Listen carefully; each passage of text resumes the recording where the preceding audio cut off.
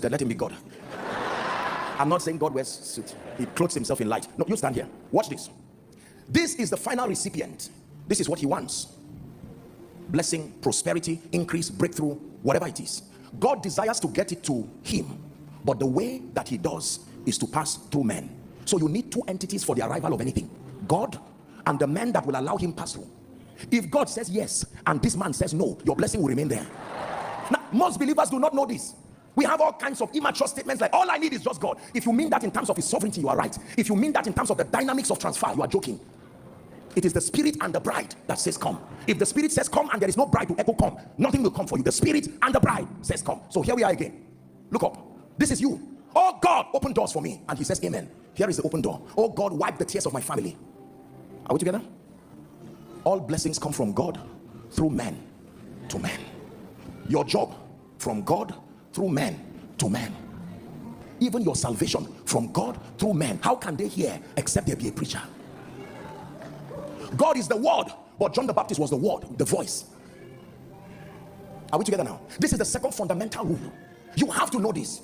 So when you are praying, you don't only pray for God alone, you pray for men. And then you must master like you will be learning. Because if this man does not like you, and yet he's the one who will receive it from God, you are in trouble. When a man's ways pleases the Lord, there are men that are not castable. They are gatekeepers. God will grant you favor because they are the ones midwifing your blessings. So, God gives this man, please take. And now, you see that it has left God. But has it reached him? This is where many people are. You say, God, give me. Say, no, I've answered you since. I answered you since January. So what is the limitation? All blessings. Because you do not know. This is why we teach things like the ministry of destiny helpers. This is why we teach you the systems of advantage in the kingdom that connect you to the blessings of God. This is why we teach you things like law of honor. Now watch this. This man has this blessing already from God. This man's prayer has been answered. But if this man dishonors this destiny helper, dishonor is the key that closes the door for access. He can remain 5 years. It left heaven 5 years ago, but it never got to you. Because the man who will be used by God. And yes, can I tell you the truth? I'm going to say something that will surprise you now. There are times that God has already blessed this man. When you pray to him, he will say there's no need. There is enough of this already in the hand of a man. Just connect to a man who will give you. There is no amount of money that is going to come from the windows of heaven. Every currency is in somebody's bank account right now. Every job is with somebody right now. One person's signature. Please help this person. And the person will say, it's not the English you are speaking. I have a relationship. Second law. All blessings come from God through men to men. All troubles come from Satan through men to men.